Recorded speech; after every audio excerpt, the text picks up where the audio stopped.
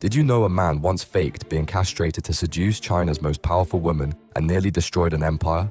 In ancient China, the Dowager Empress was forbidden from having relationships with men.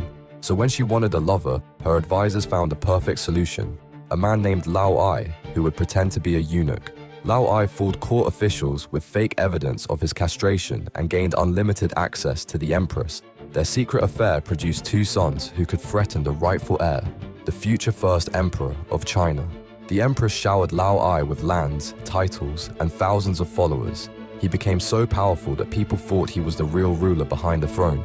In 238 BCE, Lao Ai attempted the ultimate betrayal, a coup to make his son the next emperor instead of Qin Shi Huang. The plot failed spectacularly.